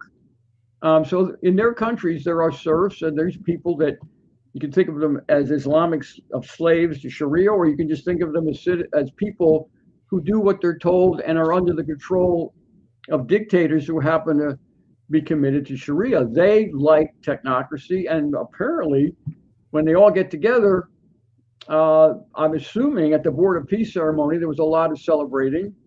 And I'm assuming and let's face it, when the president went to the Middle East, the red carpet was rolled out by all of these countries that are basically Islamic strongholds, and apparently we don't have a big enough ballroom, or fancy enough ballroom. So when these people come to America to sign the next deal, they can't meet in the White House or something. So we're building the ballroom. Yeah. Who could figure that? I could never see where that was important to the American people, and we'll never see that ballroom. I don't think so. We'll never see that. Another thought or idea that we had talked about is the problem with Russia and China, and we can say Iran. I don't know all the countries, but those big three countries that I am aware of really don't want to play that game. That they don't want to join that conglomeration of money. They don't like playing the banker's role. They don't like the economic system that we follow. Am I correct in saying that? Well, I think they're all power hungry, but they don't want to give up power to the other guy. So they're right. And they're realizing how powerful they are together, not just because of population and manufacturing prowess and military support, but because they sit on oil. I mean, let's face it, oil and natural gas are absolutely required, as well as I think they're called precious earth minerals, to basically make. Well, let's face it for a second. So there is a mad dash to control the energy of the world. Yeah. And just, again, back to the basic definition. The basic definition of technocracy is that there will be a new algorithmic government, and the algorithmic government will own everything and distribute to the individual people. We used to call them citizens. Now let's call them serfs. They will get an energy credit to use a certain amount of energy according to the algorithm of the government. So I mean, this is such a major transition that it's difficult to cover, but it's in the book. All right. So instead of working and you get paid for your labor and you save that money and you buy a piece of property and you own property, you own a car, you are paying a house, you may or may not own it, but that's an economic system called capitalism, and that's how we've lived our lives. In the technocracy world, through some very painful transition, you don't own anything. Your property has been fractionalized. Other people, by the way, just how could that ever happen? We don't really understand it, but if inflation continues to skyrocket, yes, the person who's lived in their house 20 years can pay the mortgage, can barely pay the property tax and the insurance, at some point cannot. And at that point, the banks will offer that their property be tokenized and shared with other people so that they can still live in it, but they don't own it. Let's just move on from that. It's hard to deal with, but the point I'm making I'll interrupt a minute here. Okay. That sounds like a reverse mortgage to me. Sounds like it's already in place in a way. Okay. Whoa. I think that's a good observation. There are parts of this already in place. Let's face it, there's parts of the digital world array of running things that are already in place. That's a great example. So I guess the idea is in China, as an example, you were allocated a certain, oh, by the way, all these people that are going to be replaced by robots are going to be put on universal basic income. Let's talk about that for a second. So universal basic income is a payment from the government to the people for not working. Well, when that payment comes to you today, your Social Security or your insurance, your IRS refund comes to you, the bank may get it directly from the government, but you go get it. You stand at an ATM, push a button, and physical money comes out. Well, a stable coin is not that. A stable coin is 100% digital. You cannot get a stable coin out of an ATM. It stays in the digital world, and the government in the future, particularly all the government employees who live around me, are unemployed, and sooner or later they're going to be getting universal basic income. That income will come to them as a digital set of money. We call it a digital currency. It goes in the bank, and you can not ever take physical ownership of it. I know, by the way, there'll be some carrot to incentivize you to take stable coins, maybe even transition your savings into stable coin. Anyway, when you try to use the stable coin, everything works because Amazon will accept it and give you food, or Walmart. However, at some point, it can be digital currency by definition is programmable, which means the money is really not 100% owned by you. If you behave, you get to keep. You don't get to keep it. You have to spend it. By the way, you will be invited to spend your entire monthly stablecoin allotment, which is a privilege that's given to you, by the end of the month, or it goes away. Well, that encourages you to spend, which encourages commerce. I got it. At some point, the government can put conditions on it. That's the whole definition of stablecoins. They can put conditions on it. For example, if you've been if you're making a broadcast, Mr. Anderson, and you're aggravating somebody in Washington, when you go to get your stable coin, it might not be as valuable as it was, or you may be restricted to buy. You're not allowed to buy Coca-Cola today because they watched you. You bought too much last month. I mean, all those conditions are part of what stable coins can become. So this is a transition that's part of technocracy, and it'll be the economic part of technocracy which bites people first. Although they will be losing freedom, it's kind of hard sometimes to figure out when you lost a constitutional right. But when the economies are impacted, I think a lot of people will start really being upset, and I'm afraid by that time it'll be too late. I also see we talked a little bit about 15-minute cities a while ago, and I see that happening even around me where I live, and I'm sure you see it big time on the East Coast there, where conglomerations of apartment buildings are being constructed like crazy. Yeah. And they're concentrated, like you said, in farmlands and close proximity. And the idea is you can shop, work, and live in this one area. And with this stablecoin thing being programmable, if you go too far away from that area, your money will not work outside of that perimeter. Bingo. So if you want to make a trip to Florida from Ohio, and you're going to a convention or some kind of I don't know, some kind of meeting or something, and they don't want you to go there, all of a sudden your car can be stopped, you can be stopped at the airport, and your money won't work anywhere you go. You'll be left high and dry. Great examples. That is absolutely what we're talking about. Keep in mind the energy that was put into the passing of the Genius Act in July of last year, all the congressional discussion and White House promotion and excitement when it was passed. Inside the Genius Act is the definition of stablecoin, and the legitimization of it with regulations on how it's going to be integrated into the banking world. So it's going to be outside of banking, but banks will accept it. And it's revolutionary. You can't imagine it. And yet the U.S. Congress, as part of a monster bill, had the time to think about it and understand it and try to protect the citizens. The whole notion that there will be all these government payments, which will only be available eventually in stablecoin, and then understanding what that means, that would be the largest fundamental transformation. Thank you, Barack. Fundamental transformation of America. We own property. We have dollar bills. If we want to store dollar bills in the basement, we can. Well, you cannot accumulate stable coins, and you can't get physical possession of them. And yet that is the primary way that commerce is done.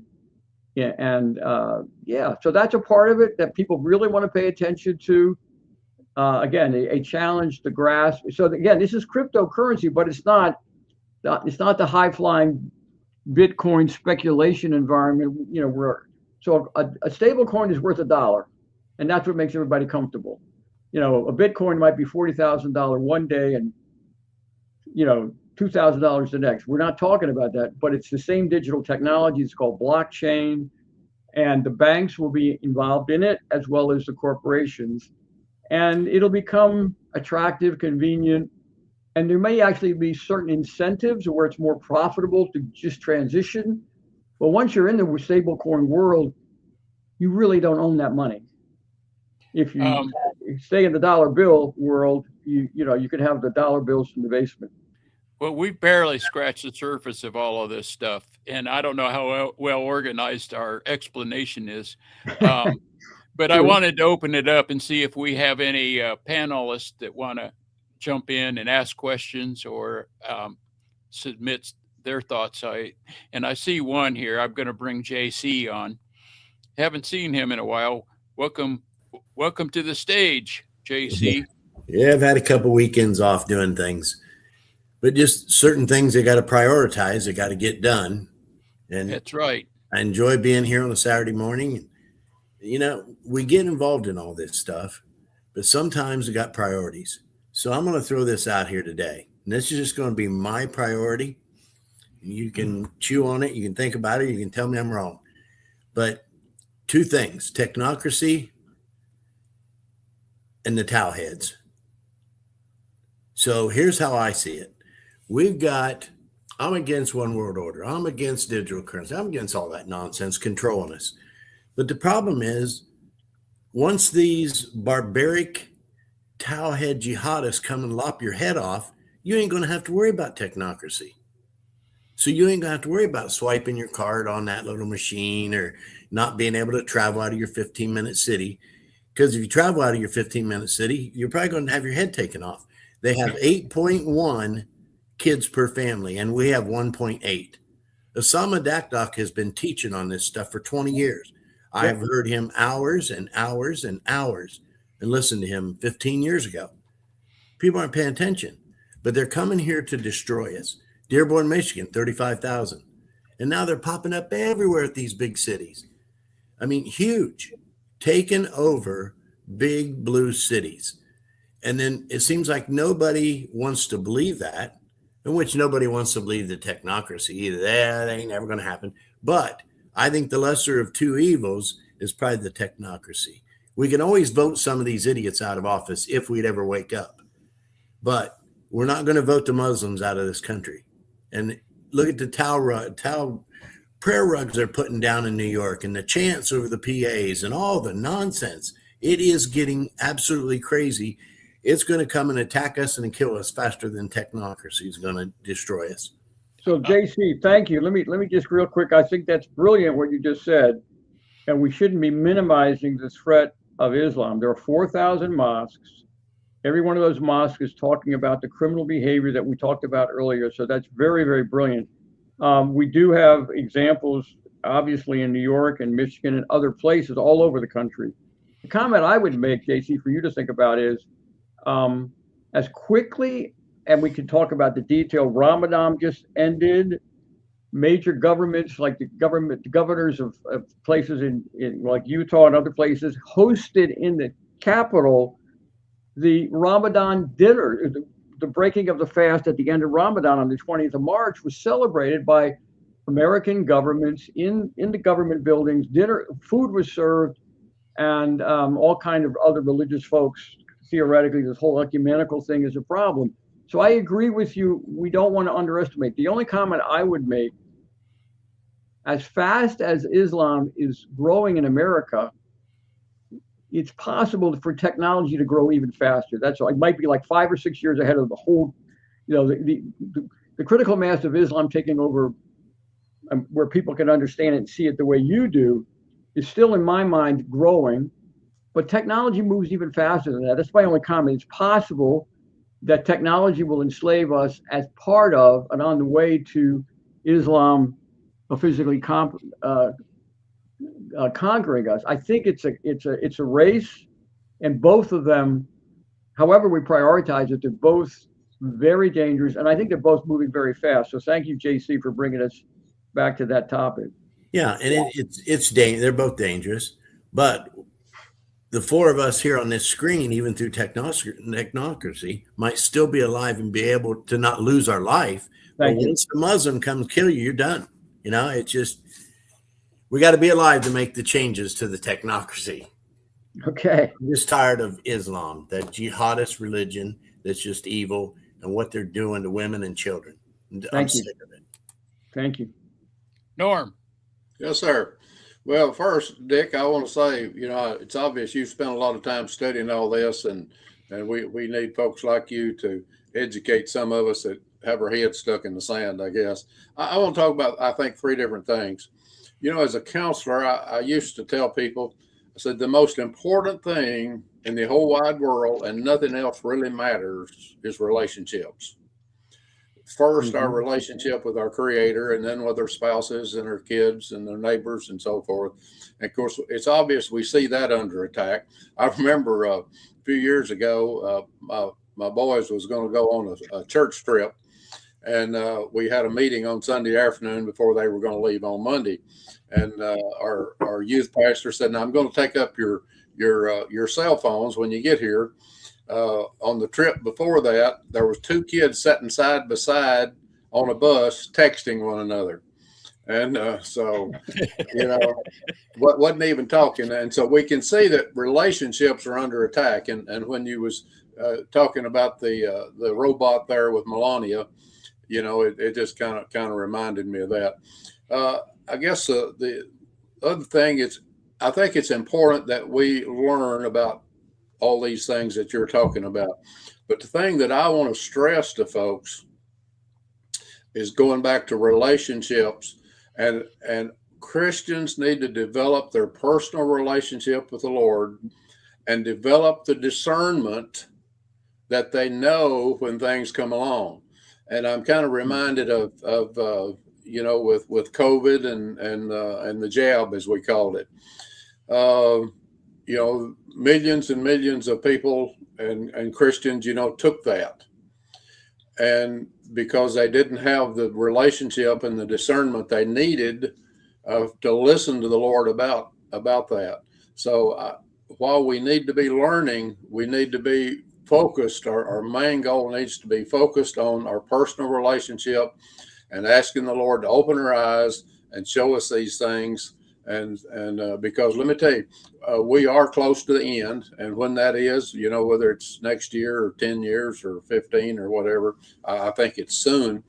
And if we don't develop that relationship with the Lord that we need, we're going to be deceived and we're going to fall into these traps. And, I don't know what the mark of the beast is. I suspect it's taking that number, as the Bible talks about. And here's the problem that I see with that. Let's say that I'm a young fellow, 25, 30, 35 years old. I got 3 kids. And if I don't take the mark, I can't feed my kids. And we know what the Bible says about that. And again, going back to developing that relationship, we're gonna have to have the relationship that we're 100% dependent upon our Creator, the Lord Jesus Christ. And if we don't have it, we're going to be in big trouble. And that's my story, and I'm sticking to it. So Norm, I don't disagree with you, Norm. Okay. Norm, let's talk, and Mr. Anderson, sorry for interrupting. Let's talk about the book of Revelation. All right, never had a Bible, blown away by the Revelation study. What? Blown away, and the reason I really was interested in the Bible is called prophecy. I can't believe the prophecy, numbers of prophecies, the prophecies fulfilled, which gets you super interested in the prophecies yet to be fulfilled. Well, I think what we're talking about here makes the prophecies that are yet to be even more understandable, realistic, and sooner rather than later, right? Mm-hmm. So the mark of the beast, the fact that the beast system, whether they're physically, again, I don't understand all the mark stuff, which is important, but the fact that there is a system that prohibits buying and selling exists. It exists in China, and we're learning all about it. Well, wow, that's super powerful. The idea that there would be massive deception in the world is overwhelming. We're talking about a bunch of 20 people running the world we didn't know anything about. So the things that are in the study of Revelation, and I guess the other book that is relevant now, I think, is Daniel. I mean, we've got all of a sudden Iran is a big deal in terms of, well, I mean, Iran is attacking Israel. I realize that's not the end thing, but I mean, so I think I'm convinced that there will be people once they're economically hurt, like what you just said about a parent not being able to feed their child, they're going to start asking questions like, where did this come from? Is there anybody that can explain this to me?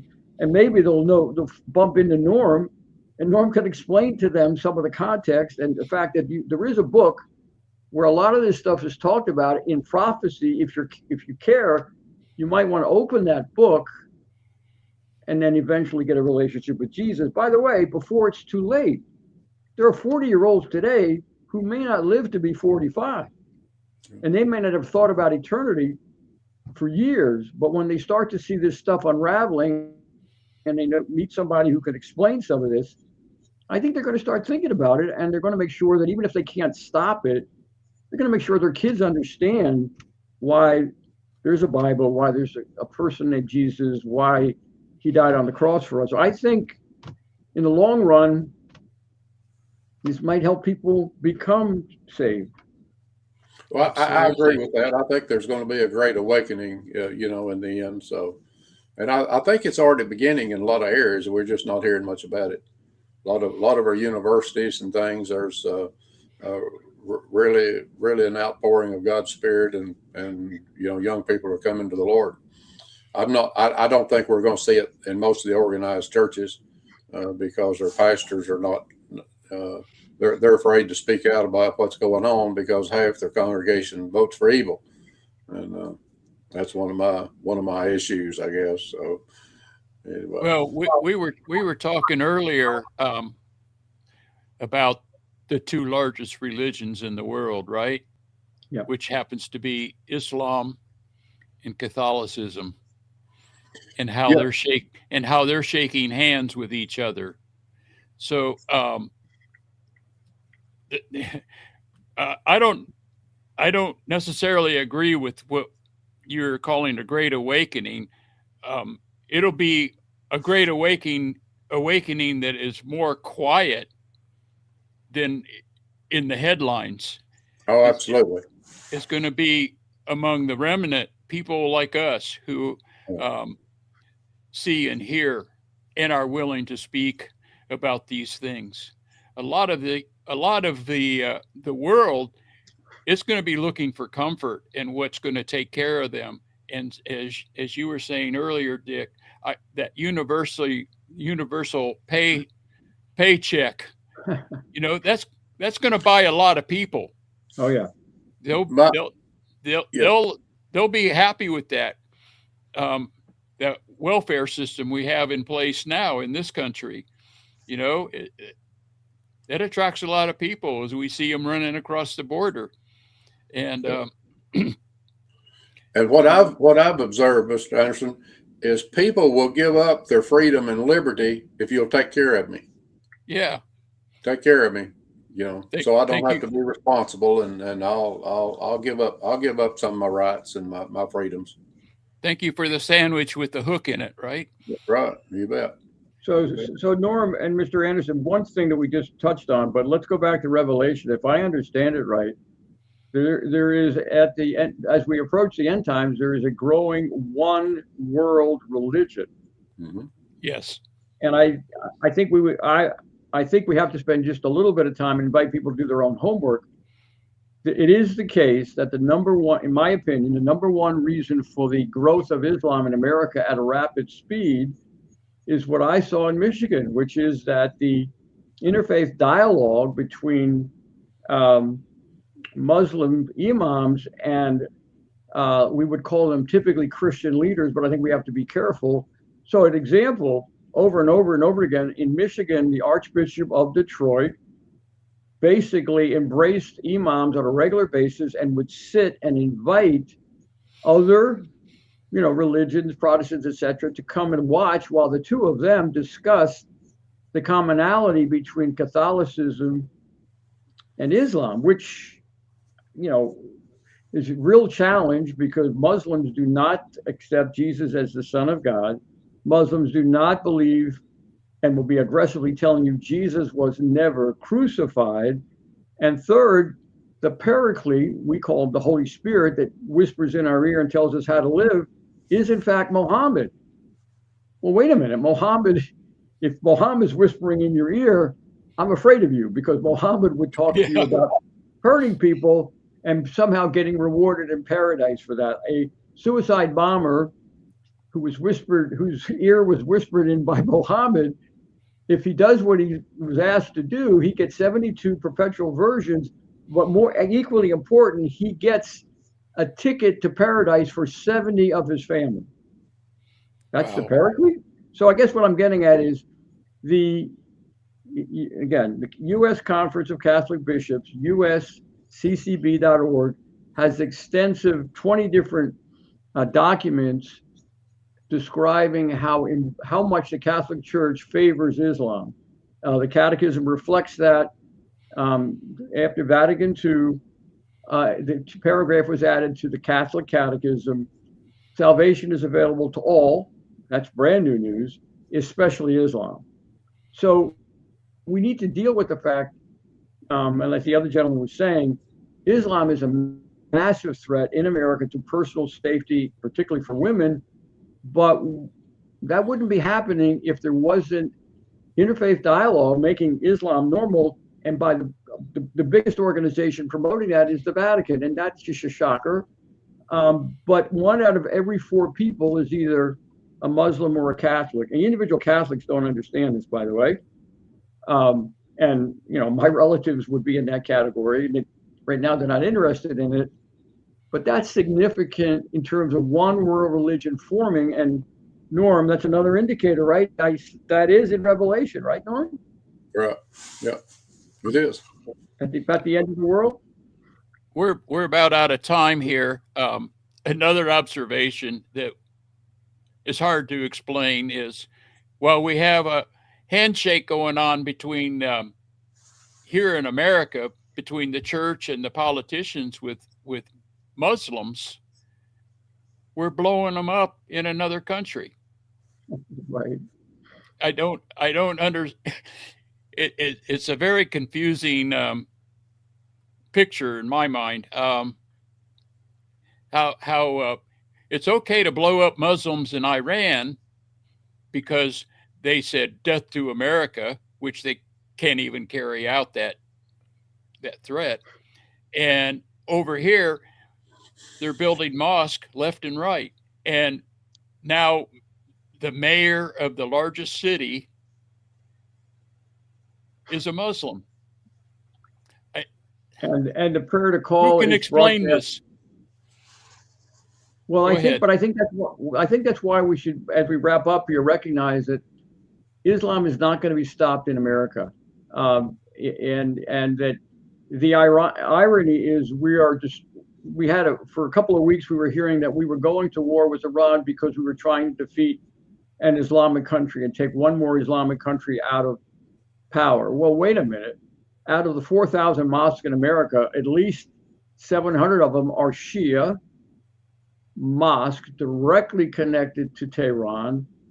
And we're not even inviting the police departments around those mosques to pay attention and see what happens when we kill the leaders of the people of the bad guys in Iran, to watch what's coming out of the mosque. Or, for example, if you're making sense, you would go into the mosque, you would find all the literature on the Shia mosque table that says, you know, Jews are to be killed, non-Muslims, Christians are to be killed, etc. And you would be concerned about the potential for violence coming out of these Shia mosques as we intensify the bombing of their brothers back home in Iran. Exactly.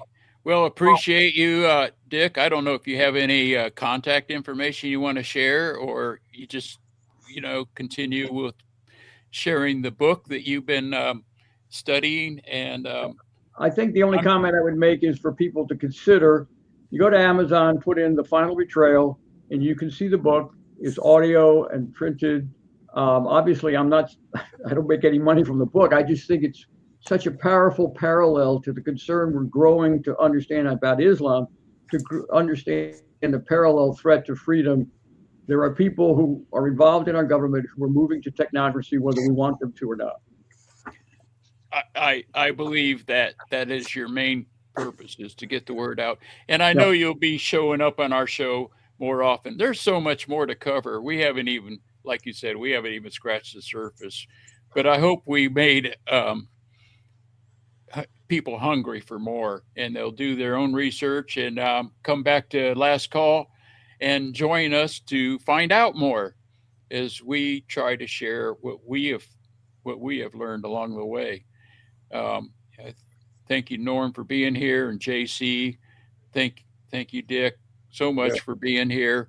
And we'll have to say goodbye, and we'll see you in April. Wow. Yeah. Okay. God bless.